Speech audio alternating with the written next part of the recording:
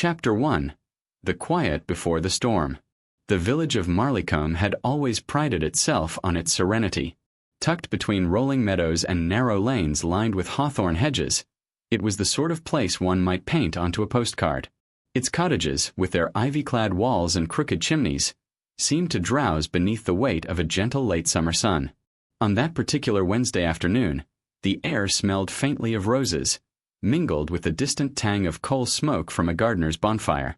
Most of the villagers were gathered, as they so often were, around the Green Man Inn, where Mr. Pritchard the publican was hosting a charity raffle in aid of the church roof. The air inside buzzed with cheerful voices, the scrape of chairs, and the rattle of tickets. The vicar's wife presided over the proceedings with a voice both brisk and charming, while several young lads darted between tables selling lemonade and buns. At one of the corner tables sat Miss Jane Marple, a small bird-like figure in a lilac hat, her knitting needles flashing in and out of a length of soft gray wool. Though she never raised her eyes for long, it would have been quite a mistake to assume she was not paying attention. Miss Marple, in her quiet way, noticed everything. The quick glance Mrs. Denham gave her husband when a certain prize was mentioned, the faint tension in young Lucy Rowe's voice when she greeted her cousin, and the way Mr. Hargreaves, the butcher, downed his pint rather more quickly than usual. It was, in short, a typical village afternoon, the kind where gossip flowed more easily than the cider, and where little secrets twinkled like threads just below the surface. The raffle concluded, prizes were handed out, and laughter followed people into the lanes outside. It might have ended there, with no more than the usual chatter and a pleasant evening ahead. But just as the last stragglers drifted out, a scream rang across the green. The sound was sharp, raw, and unmistakably real. The sort of sound that stops conversation mid-sentence and makes even the birds in the hedgerows fall silent. Chairs scraped, voices rose in alarm, and a sudden flurry of movement filled the inn. "Good heavens!" cried Mrs. Denham, her hand to her throat. "Sounded like it came from the old Harrington house," muttered Mr. Pritchard, already striding to the door. Miss Marple's needles stilled. Her face, composed as ever, betrayed only the faintest tightening of her lips. She rose, folding her knitting neatly back into her bag, and followed the others out into the lane. Across the village green, Harrington House stood with its tall, narrow windows staring out like watchful eyes. Once the pride of the Harrington family, it had grown somewhat shabby over the years, though it still carried an air of quiet dignity. Curtains twitched in the windows of the neighboring cottages as villagers craned their necks to see what had happened. The group hurried up the path, where the front door now gaped open. In the doorway stood Lucy Rowe, her face pale as milk and her hands trembling. There's someone," she stammered, pointing into the drawing-room beyond. They crowded in behind her, voices rising with fear and curiosity. There, in the dim light of the room, slumped in a high-backed chair, was the figure of Colonel Richard Harrington himself, his head lolled unnaturally to one side, his face drained of color. The heavy velvet curtains behind him framed the scene like a macabre stage set, their folds casting deep shadows that seemed to stretch across the floor like grasping fingers. For a long moment no one spoke. Then Mr. Pritchard whispered hoarsely, "Good Lord, the Colonel's dead." And though no one said the word aloud just yet, the thought settled on every heart in the room like a chill wind. It was not a natural death. Chapter 2. Whispers in the Drawing-Room. The news spread through Marleycombe faster than the tolling of church bells. By the time Constable Hughes arrived, red-faced and breathless from cycling up the lane, half the village already knew that something dreadful had happened at Harrington House. Inside, the atmosphere was thick with unease. Mrs. Denham fussed with her gloves, muttering prayers under her breath. Mr. Pritchard stood stiffly near the door, torn between his curiosity and the realization that he ought not to be intruding. Lucy Rowe had collapsed into an armchair, pale and trembling, while a neighbor attempted to soothe her with smelling salts. Constable Hughes, young and rather earnest, tried to assert control. He shooed the villagers back, asking them to give space, though his voice trembled slightly. He bent over the Colonel, frowned, and quickly straightened again. "He's gone, sure enough," he said quietly. "I'll have to send word to Inspector Graves in Much Hadham. Until then, nobody is to leave." That pronouncement sent a ripple through the room, a sudden sharp intake of breath, a murmur of indignation. "Can't keep us here like prisoners," muttered old Mr. Hargreaves, though he stayed where he was. Miss Marple, having slipped in among the others, stood a little to the side. Her gaze was not on the body itself. Death was no stranger to her, though it always saddened her, but on the details around it. The slight tug in the velvet curtains, as if they had been hastily drawn. A glass of sherry on the side table, scarcely touched. A handkerchief dropped near the hearth, embroidered with delicate initials that did not belong to the Colonel. She made no comment, only folded her hands neatly over her bag and observed. The Colonel had not been universally liked. A man of stern habits and sharper tongue, he had made both friends and enemies in Marleycombe. He had been known to quarrel with tenants, to hold grudges, and to speak with disarming frankness at the village meetings. And yet murder. In Marleycombe? It seemed unthinkable. Outside, the evening shadows lengthened across the green, and knots of villagers whispered in low voices. "I heard he had debts," one woman confided. "Debts? Pah. More likely his temper did him in. Quarrel with the wrong fellow, that's what." "Mark my words," added another. "Lucy Rowe knows more than she's telling. Why else would she be there at that hour?" Inside, Lucy was insisting tearfully that she had come only to deliver a note from her aunt. She had stepped into the drawing-room, expecting to find the Colonel reading by the fire, and instead had been met with that dreadful sight. Constable Hughes scribbled it all down, though the young man's brow furrowed with inexperience. Miss Marple watched the girl's trembling hands, the way her eyes flickered toward the curtains, the strange, almost imperceptible pause before she mentioned the note. It was not evidence. Not yet. But to Miss Marple's mind, such little pauses were rarely without meaning. And when Inspector Graves finally arrived, his heavy boots echoing in the hallway and his brusque voice cutting through the room, Miss Marple quietly took her seat once more, her needles flashing in the dim light. For though the village was shocked, though the inspector was ready to march toward the obvious conclusions, Miss Marple felt that somewhere, perhaps in the shadows behind those heavy curtains, lay a truth still waiting to be seen. Chapter 3. Inspector Graves Takes Charge. Inspector Graves was a man whose presence seemed to fill a room before he even opened his mouth. Broad-shouldered, with a bristling mustache and a voice that carried like a drill sergeant's, he had been summoned from the nearby town of Much Hadham on more than one occasion when Marleycombe found itself in need of firmer authority than Constable Hughes could provide. "Right," he said briskly, tugging off his gloves as he stepped into the drawing-room. "Everyone stay exactly where you are until I've had a word." His eyes swept the room, sharp and appraising. He paused briefly on Lucy Rowe, still pale and wide-eyed in her chair, before settling on Colonel Harrington's lifeless body. "Time of death, roughly?" he asked. Constable Hughes cleared his throat nervously. "Couldn't say, sir. Likely sometime between luncheon and now." Graves crouched beside the chair, his manner brusque but precise. He examined the untouched sherry glass, the set of the Colonel's jaw, the faint purplish tinge about the lips. Then his gaze fell upon the embroidered handkerchief by the hearth. He lifted it carefully with a pencil. "Well, well," he murmured. "These aren't the Colonel's initials." A murmur rippled through the room. Mrs. Denham pressed a hand to her mouth. Lucy let out a small, involuntary gasp. Inspector Graves pocketed the handkerchief in an evidence envelope with the satisfaction of a man who believed himself already a step closer to the truth. "Now," he said, straightening, "let's be sensible. Sudden deaths don't just happen without reason. One of you saw something, one of you knows something. And I'll find out which." The villagers shifted uneasily. The weight of suspicion, once a vague unease, now seemed to settle like a tangible fog over the room. Miss Marple sat very still, her knitting in her lap. She had encountered Inspector Graves before, a capable man but prone to favor the obvious suspect and proud of catching them quickly. It was his habit to seize upon the most direct line of reasoning, seldom pausing to consider the subtler twists of human nature.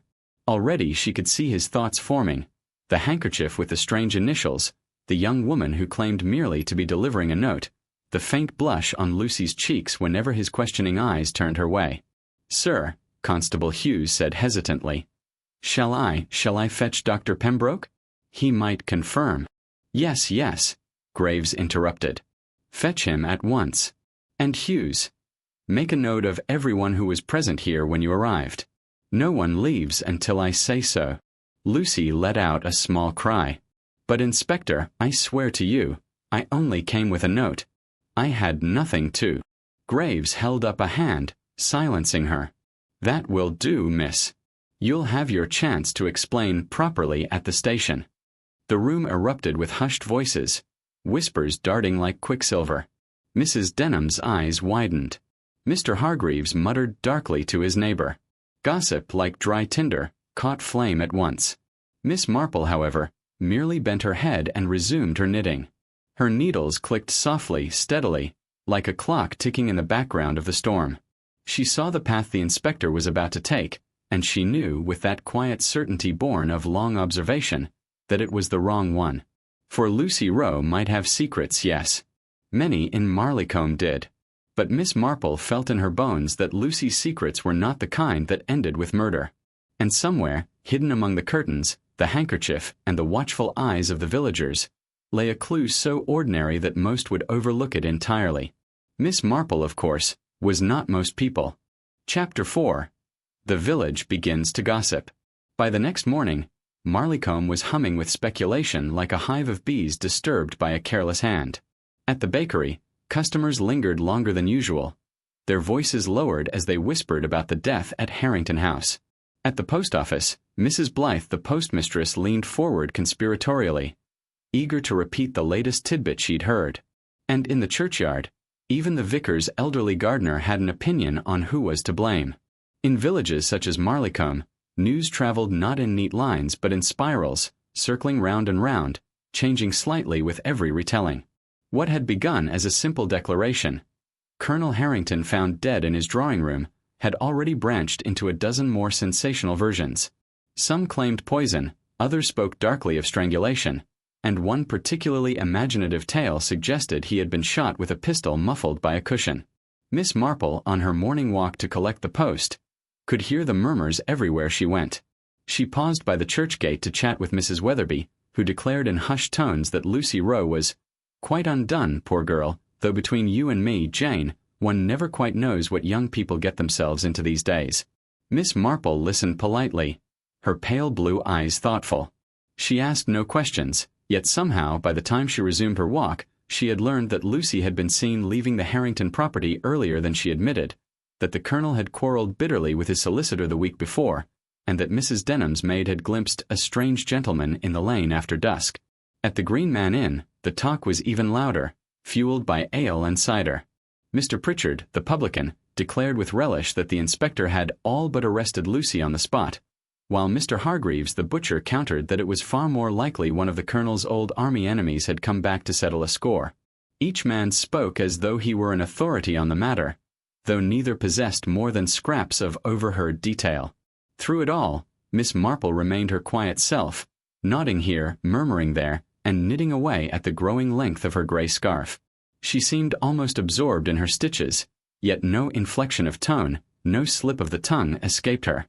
Late that afternoon, she returned to her small cottage, where the scent of lavender drifted in through the open window and the mantel clock ticked steadily. She set down her knitting, poured herself a modest cup of tea, and reflected on all she had heard. The Colonel had been many things: proud, stubborn, quick to anger. But he had not been careless. The position of the curtains, the half-drunk glass of sherry, the handkerchief embroidered with unfamiliar initials, these were not the marks of a man caught unawares in a gentle death. No, this had been deliberate. And deliberate acts, Miss Marple knew, were seldom without reason. Somewhere among the gossip, the jealousies, and the rivalries of Marleycombe lay the truth. The inspector would chase the obvious. The villagers would cling to their stories. But Jane Marple would do what she always did. Quietly, unobtrusively, she would listen. And in listening she would come to understand. For in Marleycombe, beneath the lace curtains and polite smiles, everyone had something to hide. Chapter 5. The Handkerchief's Initials. The Colonel's body had been carried respectfully to the undertaker by the time evening fell, but Harrington House remained a place of whispers and unease. Inspector Graves had retired to the Green Man Inn to collect his thoughts over a pint, leaving Constable Hughes to guard the drawing-room. Miss Marple, moving with her usual quiet composure, lingered a little longer in the hallway. There were things yet unsaid, things unnoticed, and she had no intention of leaving them unexplored. Earlier that day, Graves had made much of the embroidered handkerchief found by the hearth. Its fine stitching, pale against the dark fabric, had been paraded before the villagers as though it were a signed confession. But Miss Marple, with her keen eyes and sharper memory, thought differently. That evening she stopped by Mrs. Weatherby's cottage. The elderly woman, though frail, had once been the most accomplished embroiderer in Marleycombe, and Miss Marple suspected her recollections might prove useful. Over tea and a plate of shortbread, Miss Marple produced a small sketch she had made of the initials on the handkerchief, E.D. Mrs. Weatherby peered at it through her spectacles. "Why, yes, Jane. I've seen work like that before. Very neat satin stitch. Not many in the village bother with such finery these days, but—" She tapped her finger against her chin. "It reminds me of the set Mrs. Denham had done up years ago. For her husband, Edward Denham. Lovely work. A full set of handkerchiefs, monogrammed and all." Miss Marple's eyes twinkled faintly. "How very interesting. And Mrs. Denham, I believe, was among the first to arrive at Harrington House when the alarm was raised." "So she was," Mrs. Weatherby replied, leaning back with satisfaction. Always quick to be in the thick of things, that one. When Miss Marple left the cottage, dusk was falling across the village. Lamps were being lit in the windows, and the air smelled faintly of wood smoke. She walked slowly home, her knitting bag swinging gently at her side. The initials were not Lucy Rose, nor were they the Colonel's. They belonged, if Mrs. Weatherby was to be trusted, and she usually was, to Edward Denham. Why, then, was Edward Denham's handkerchief lying near the body of Colonel Harrington? Miss Marple did not yet have the answer. But she knew one thing with certainty. The inspector's case against poor Lucy was built upon sand. And when Inspector Graves finally raised his glass that night, congratulating himself on a swift resolution, Miss Marple, seated in her own quiet parlor with her knitting, allowed herself the faintest of smiles. For she knew that in Marleycombe, truth seldom followed the obvious path. Chapter 6. A Note in the Ashes. Inspector Graves had wasted little time in declaring Lucy Rowe the principal suspect. By the second morning he was already drafting statements, speaking gravely of motive and opportunity, and hinting that the Colonel's disapproval of Lucy's suitor might have pushed her to some desperate act. Miss Marple, however, had other ideas. That afternoon she paid a quiet visit to Harrington House. The inspector was away, summoned to Much Hadham on official business, and Constable Hughes, nervous but obliging, allowed her to have a little look about. He had known Miss Marple since childhood, and though he might never have admitted it aloud, he held a great deal more respect for her judgment than for the inspector's booming certainty. The drawing-room still bore the faint chill of that dreadful night. The Colonel's chair stood empty, but the heavy velvet curtains remained drawn, their folds pooling on the floor like shadows. A faint smell of tobacco lingered in the air, mingled with the polish of the furniture. Miss Marple's eyes moved gently, never hurriedly, across the room. She noticed the faint ring left by the untouched sherry glass, the scattering of ashes in the fireplace, and a small detail overlooked by others. The fire had been lit, though the evening had been warm. Curious, she thought. She bent carefully, her fingers brushing the cold ashes. Something brittle crumbled beneath her touch. With the aid of her spectacles, she extracted a charred scrap of paper, edges blackened, but words still faintly visible. She smoothed it delicately on the mantel. The writing was elegant, a man's hand, though hurriedly penned. Mead at dusk, curtains drawn. No one must know. Miss Marple's lips pressed into the faintest line. A meeting, then. Secretive enough to require the drawing of curtains, and urgent enough to warrant destruction of the evidence. She folded the fragment neatly into her handkerchief and tucked it into her bag. At that moment, she heard the floorboard creak behind her. Turning, she saw Lucy Rowe herself standing uncertainly in the doorway. Her face was pale, her eyes rimmed with red, but there was something else there too, a flicker of defiance. "Miss Marple," she whispered, her voice trembling. "You believe me, don't you? I didn't kill him. I couldn't have." Miss Marple regarded her kindly, though she did not answer at once. She saw the girl's clenched hands, the quick dart of her eyes toward the fireplace, and the way her shoulders sagged as though carrying more than grief. "My dear," Miss Marple said gently at last, "the truth has a way of showing itself. You must be patient and very careful." Lucy gave a shaky nod, as though those words offered more comfort than any declaration of innocence. Then she turned quickly and left, her footsteps echoing down the hall. Alone again, Miss Marple adjusted her spectacles and glanced once more at the velvet curtains. Yes, there was more here than anyone had yet guessed, and she suspected the shadows behind those curtains concealed not only the manner of the Colonel's death, but the secret that had brought it about. Chapter 7. The Wrong Suspect. By the time Inspector Graves returned to Marleycombe that evening, the rumor of Lucy Rowe's impending arrest had already taken firm root in the village. At the Green Man Inn, Mr. Pritchard was declaring it a certainty, while Mrs. Denham, with the air of one reluctant to speak ill, remarked that Lucy had always seemed rather too pretty for her own good.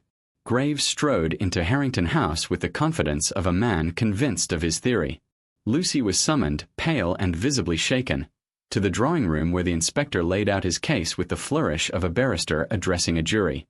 "You were seen leaving the house earlier than you claim," he began sternly. "You admit to bringing a note. You were the one to discover the body. And this," he produced the embroidered handkerchief with a dramatic gesture, "was found mere feet from the Colonel. Whose initials are these, if not connected with you or your circle?" Lucy's lips trembled. "They're not mine. I don't know whose they are. And the note, it was from my aunt, truly it was. Ask her." Graves leaned back, mustache bristling. "We shall see what your aunt has to say.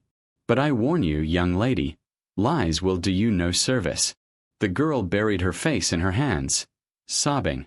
Miss Marple, seated unobtrusively in the corner, allowed her needles to click softly. She did not interrupt, though her eyes followed every gesture, every pause. She noticed the faint flush on Graves' cheeks, the satisfaction of a man closing his case. She noticed Lucy's despair, genuine but mingled with something else. Fear not only of accusation, but of something unsaid. When the inspector at last dismissed Lucy, muttering of statements and formalities, Miss Marple quietly gathered her things.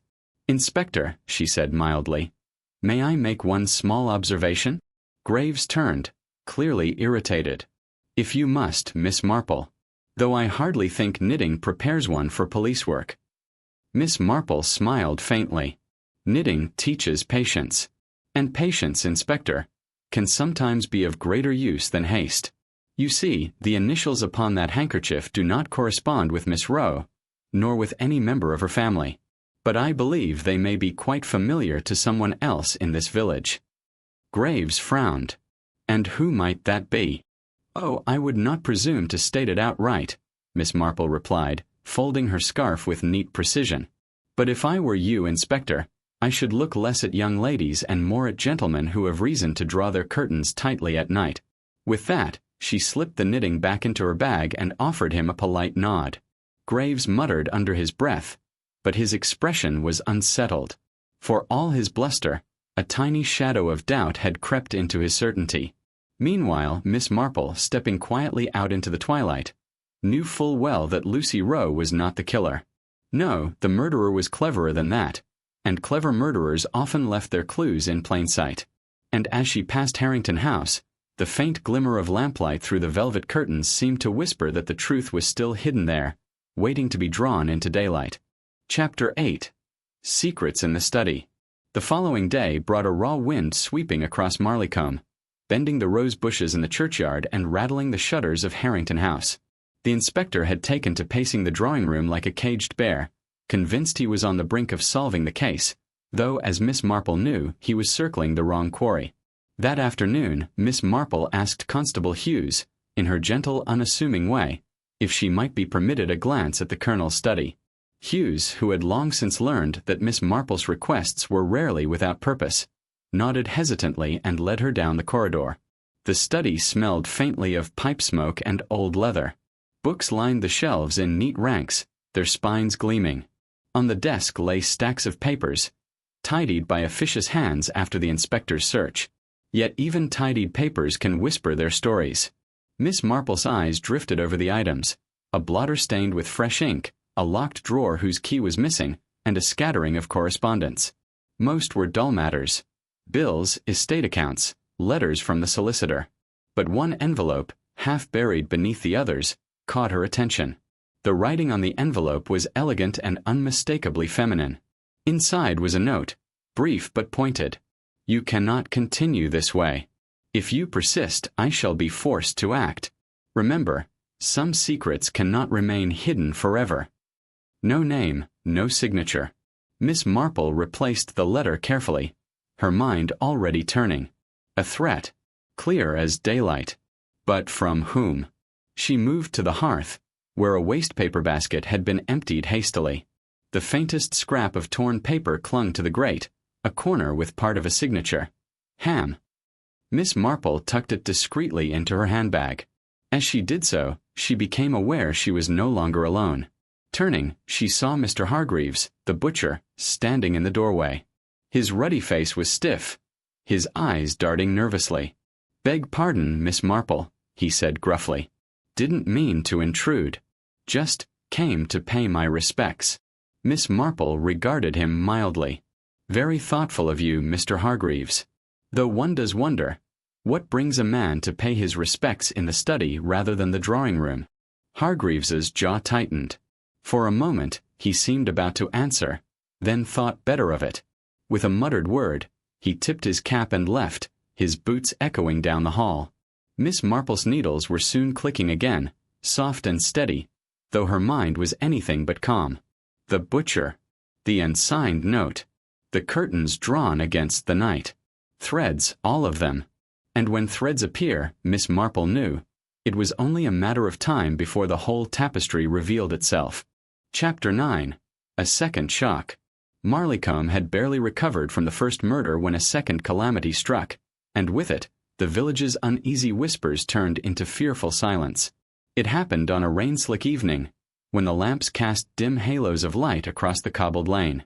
Miss Marple had just returned from her evening walk when she heard hurried footsteps on her garden path. It was Constable Hughes, his face pale, his helmet askew. "Miss Marple," he gasped, "there's been another death. Down at the mill pond. Mr. Hargreaves, the butcher, found drowned." Miss Marple's eyes narrowed, though her expression remained calm. "Drowned, you say? At the mill pond?" "Yes, ma'am." "Poor fellow." "But—" Hughes shifted uneasily, lowering his voice. "It doesn't look like an accident. His hands were bound."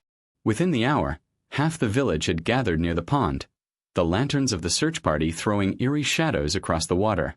The body of Mr. Hargreaves had been carried to the bank and covered respectfully with a tarpaulin, though the sight of his boots protruding stiffly beneath the cloth was enough to silence the onlookers. Inspector Graves arrived in a fury, his greatcoat flapping behind him. "2 murders in as many days," he thundered. "This is no coincidence. Mark me, the same hand struck them both." The villagers shifted uneasily, their eyes darting from one face to another. Who among them could be guilty of such deeds? Miss Marple, standing slightly apart, noticed details that others overlooked: the faint scrape on Hargreaves's cheek as though from a ring, the absence of his watch, which he always wore proudly on his chain, the way his boots bore a thin dusting of coal ash, not mud, though the path to the pond was sodden. And she recalled, quite distinctly, the butcher's uneasy presence in the colonel's study only the day before.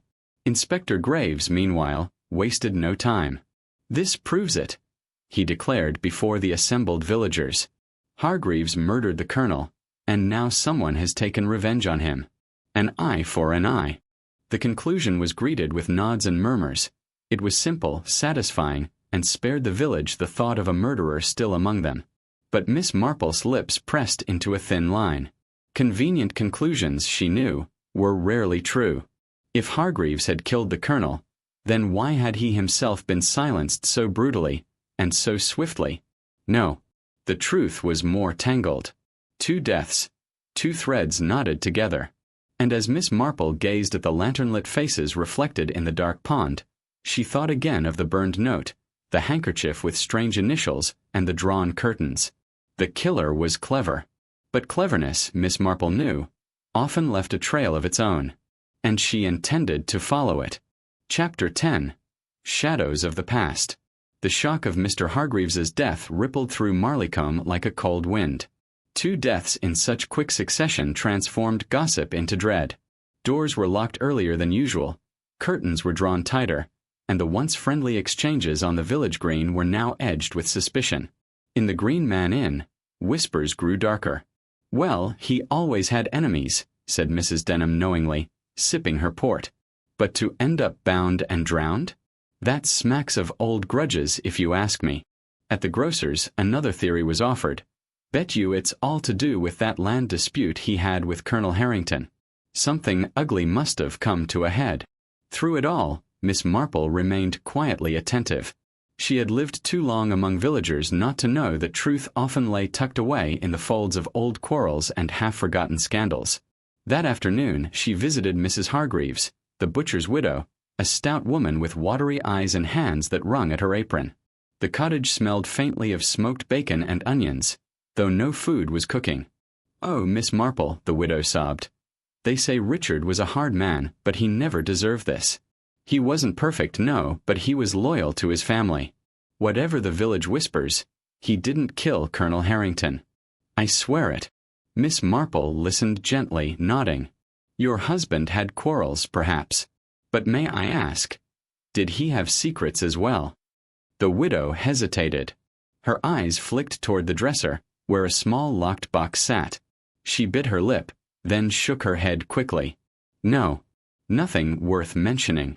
But Miss Marple saw the tremor in her hands, the way she avoided her gaze. There was something hidden there. Later, on her way home, Miss Marple passed the churchyard where Dr. Pembroke, the village physician, stood speaking with the vicar. She overheard just enough to catch a fragment. The colonel's health wasn't as strong as he pretended. Heart trouble, yes, but not enough to fell him suddenly like that.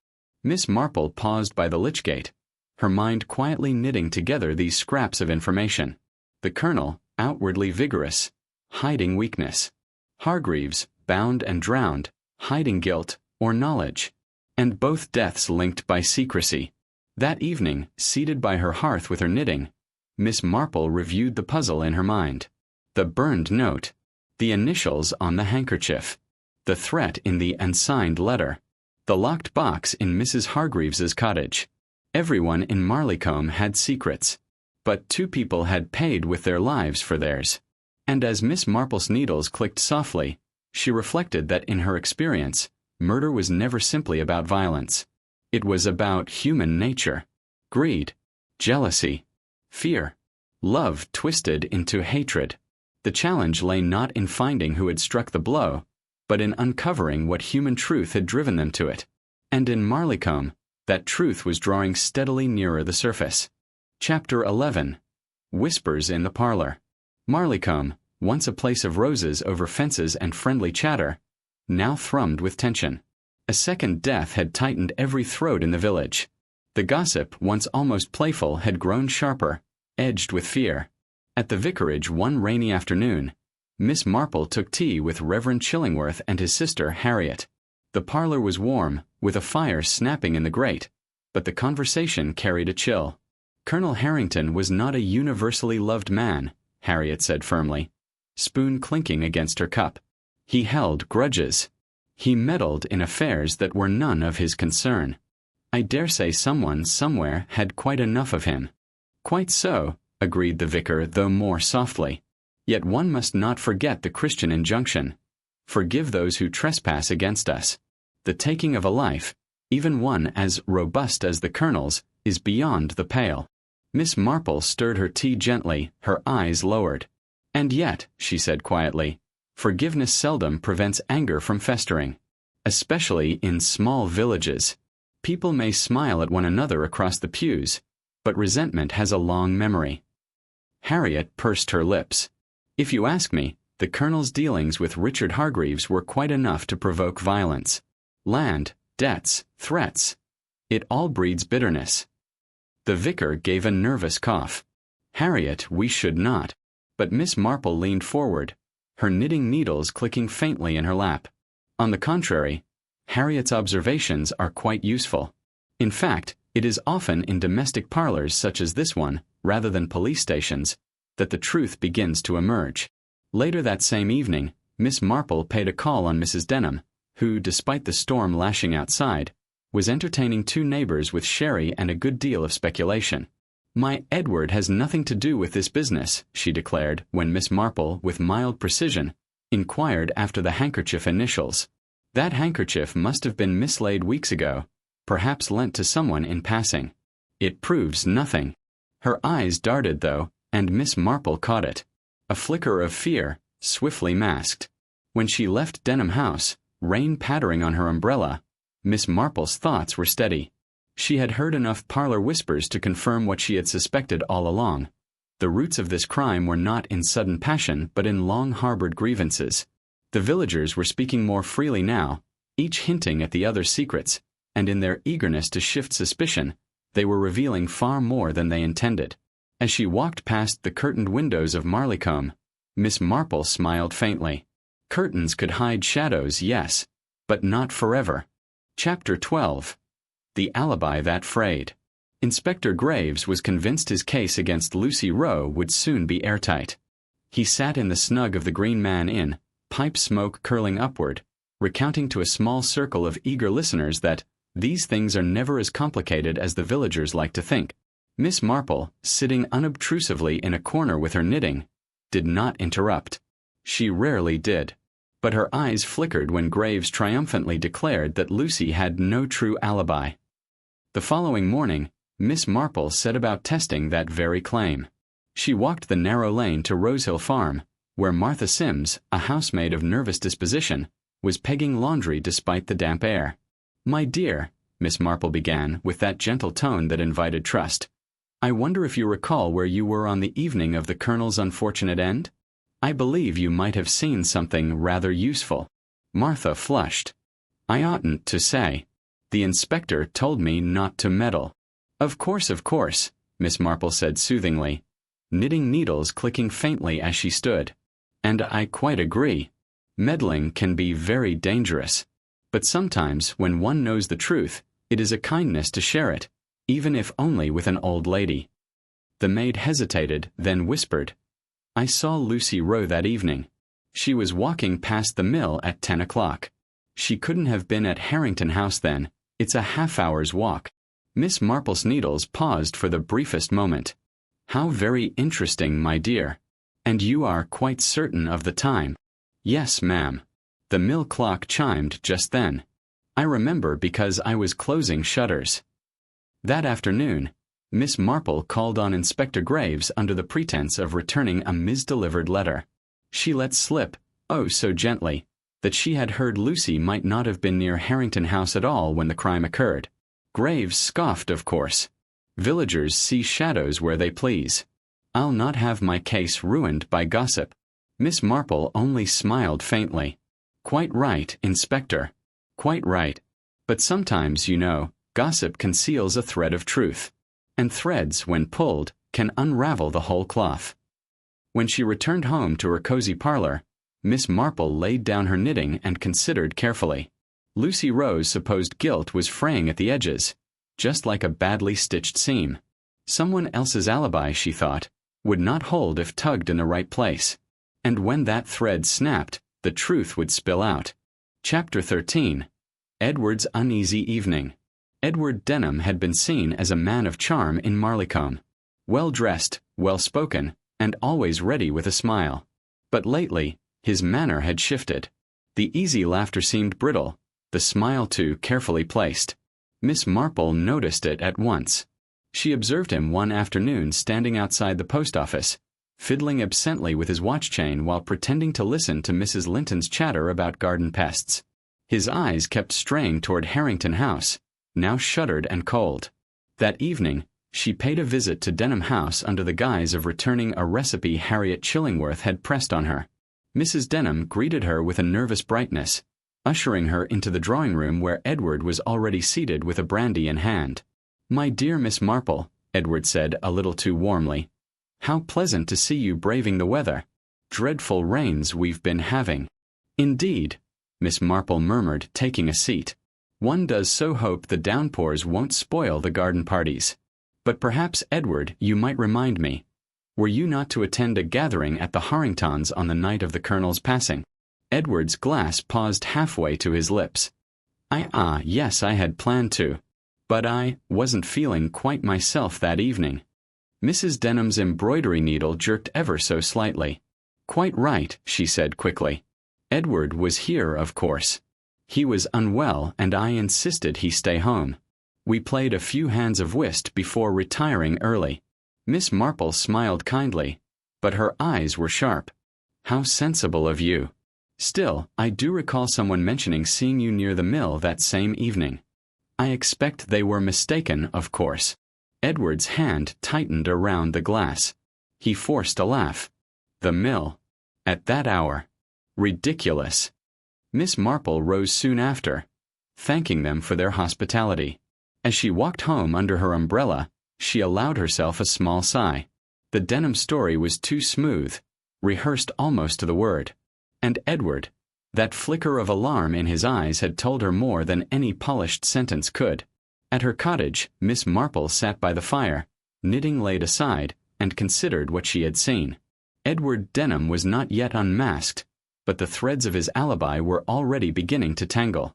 The next step would not be to confront him directly, but to look to those who had seen him when he believed himself unseen.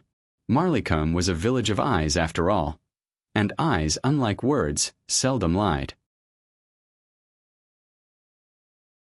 Chapter 14. Whispers at the Mill. The old Marleycombe mill had long since ceased to grind wheat, yet it remained the village's silent sentinel. Its wheels stood broken, moss creeping along the stones, but its position on the lane made it a natural place for gossip to linger. It was there Miss Marple went the following morning, ostensibly to purchase eggs from Martha Simms's cousin who lived nearby. But her true interest was in the eyes and tongues of those who had been out late on the night of the Colonel's death. She began with Martha herself, who repeated her story, Lucy Rowe passing by at 10 o'clock, the mill clock chiming as proof.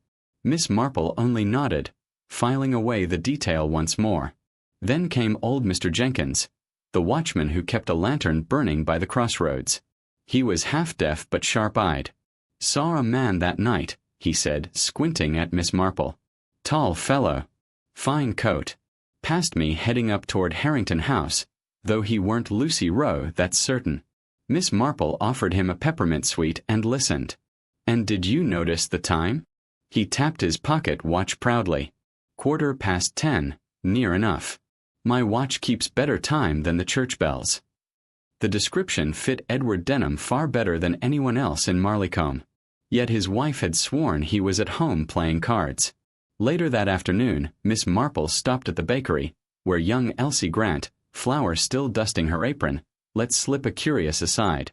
"Strange thing, Miss Marple. I saw Mr. Denham by the mill pond that night. Thought it odd, him standing so still in the rain. Looked like he was waiting for someone." Miss Marple's eyes twinkled faintly. "How observant of you, my dear. Waiting, you say? And at what hour was this?" "Close to 10:30. I was fetching firewood from the shed." By the time Miss Marple returned home, she had gathered 3 fragments of truth, each small but sharp. Together they suggested something far more troubling. Edward Denham had not merely been near the scene of the crime. He had lingered there, cloaked in secrecy. She set her knitting aside that evening and allowed herself a long, quiet contemplation. If Edward Denham had been near Harrington House when Colonel Harrington died, then his wife's firm alibi was false. And a false alibi, Miss Marple knew from long acquaintance with human weakness, was often spun not to protect innocence, but to shield guilt. Chapter 15. The Fraying Alibi. Miss Marple had always held a gentle sympathy for women who found themselves tied to difficult men. She had seen it too often, the polite smile, the steady hand at the tea tray, the quiet endurance that concealed a life of unease. So it was with Mrs. Denham. Her embroidery was flawless, her manner gracious, but her eyes betrayed her. Darting, anxious, always a beat too quick to confirm her husband's words. It was at the Women's Institute meeting that Miss Marple first tested the threads of the alibi. Over seed cake and lemon cordial, she leaned close to Mrs. Denham as the talk of Colonel Harrington's death grew hushed and conspiratorial. "Such a dreadful shock," Miss Marple whispered, as if confiding rather than prying. "One can only imagine how fortunate Edward was to be at home that evening, and with such good company as yourself. I dare say it was quite a long night of cards." Mrs. Denham stiffened. "Why, yes, most of the evening." "Whist, wasn't it? Such a taxing game on the memory. I recall you said you retired early." The younger woman hesitated, just for a fraction of a second. "Oh, yes. Quite early." Miss Marple smiled sweetly. "How sensible. Late nights can take a dreadful toll." Nothing more was said. But later, as Mrs. Denham folded chairs with unsteady fingers, Miss Marple quietly observed the tremor in her hand. That evening, Miss Marple paid a neighborly visit to young Elsie Grant, the baker's daughter. Over warm scones, Elsie repeated what she had seen: Edward by the mill pond, waiting in the rain. The girl insisted she was certain of the time, for she had been fetching firewood at her mother's bidding. 2 stories now ran side by side, one of a husband sitting by the fire playing cards, and another of a man standing in the shadows near Harrington House. As she walked home beneath the lantern glow of Marleycomb's narrow lanes, Miss Marple's thoughts settled with quiet precision. Mrs. Denham was not a liar by nature. Her nerves betrayed her too easily. No, this was a woman pressed into deceit, repeating words handed to her. And when a woman tells a tale not her own, Miss Marple knew, it is only a matter of time before the truth forces its way out. She lit her fire, set her knitting aside, and made a small note in her diary. The alibi will not hold. Watch the wife. Chapter 16. A slip of the tongue. The Denhams were the sort of couple who invited company out of duty rather than warmth. Their drawing room was always perfectly ordered. Polished mahogany, stiff-backed chairs, lace antimacassars neatly aligned. Yet beneath the neatness, Miss Marple sensed tension humming like a bowstring. She accepted their invitation to tea one damp afternoon, arriving with her usual air of pleasant absent-mindedness. Edward Denham greeted her with forced charm, while his wife busied herself with the teapot, her hands trembling slightly as she poured. Conversation drifted, as it always did in Marleycombe, toward the Colonel's death. Edward spoke dismissively, insisting the matter was nearly closed, and that the police would no doubt confirm the guilt of young Peter Rowe soon enough. Miss Marple listened quietly, her knitting needles clicking softly in her lap. Then she asked, in the gentlest tone, "I do recall, Mr. Denham, that you were at home that evening? Quite a lucky thing, since the weather was so dreadful." "Indeed," Edward said smoothly. "Cards by the fire. My wife will tell you the same." Mrs. Denham nodded quickly. Too quickly. "Yes. All evening. And then it happened." Edward leaned back with a careless smile and said, "Not that I'd have been wandering near Harrington House on such a night. The mud by the mill lane alone would ruin a pair of shoes." The room grew very still. Mrs. Denham's hand jerked, spilling a drop of tea into the saucer. Miss Marple's eyes, half hidden behind her spectacles, caught the moment. Edward's remark had been meant as a throwaway jest, but it revealed knowledge only one who had walked that lane in the rain would possess. Later, as Miss Marple took her leave, Mrs. Denham lingered at the door. For the briefest instant, her lips parted as though to speak, to confess perhaps, but Edward's voice cut sharply from behind. "Come away, Margaret." She obeyed. Walking home through the mist, Miss Marple allowed herself a faint sigh. She had seen it before, a wife bound by loyalty or fear, struggling beneath the weight of her husband's lies. And she wrote again in her little diary, "He knows the lane. She knows he lies. Both are cracking." Chapter 17. The Gentle Trap. Miss Marple was never one to accuse outright. A blunt challenge only made guilty men defensive, and frightened women retreat into silence. Far better, she had learned, to let a careless word or a subtle doubt do the work for her. So she chose her setting carefully, the churchyard on a mild morning, where Edward Denham often passed after business in the village. There, among the gravestones and yew trees, Miss Marple stood with her knitting bag, apparently absorbed in conversation with the verger. As Edward approached, she greeted him with her usual flutter of courtesy. "Mr. Denham. Such a pleasure. You do walk so briskly. One would think you never tire of these lanes, rain or shine." Edward gave a brief laugh, too sharp for comfort. "I keep my shoes cleaner than most, Miss Marple. Mud has never been a friend of mine." "Ah," Miss Marple said softly, adjusting her spectacles. "But surely you know it clings most dreadfully by the mill pond after a storm. Poor Mr. Fletcher told me he near ruined a pair of boots last week." For the smallest instant, Edward's composure slipped. His jaw tightened. His eyes flicked quickly to her face, as though measuring how much she had seen, how much she suspected. Miss Marple prattled on about roses and damp soil, as though nothing had passed. But when Edward excused himself with unusual abruptness, she noted the restless energy in his stride. Later that day, Miss Marple paid a visit to Mrs. Denham under the guise of bringing a jar of homemade jam. The young woman's eyes looked hollow, her smile stretched thin. "I do hope your husband didn't take offense this morning," Miss Marple murmured kindly. "Men dislike being teased about their shoes, I find." Mrs. Denham froze. Her hand gripped the edge of the kitchen table. "Shoes?" Miss Marple tilted her head, as if recalling. "Yes. The dreadful mud by the mill pond. I expect it is quite impossible to cross without leaving some trace, unless one takes great care." There was silence. Then, very faintly, Mrs. Denham whispered, "I told him not to go." The words hung in the air like smoke, fragile and impossible to draw back. She gasped as though realizing what she had said, but Miss Marple only smiled gently and patted her hand. "No harm done, my dear. Secrets have a way of becoming too heavy to carry alone." That evening, in her neat little diary, Miss Marple wrote, "The wife confirms it. He was there. Now why?" Chapter 18. A Hidden Connection. The village of Marleycombe had always prided itself on its peace, but in such peace, secrets took root and thrived like ivy in old stone.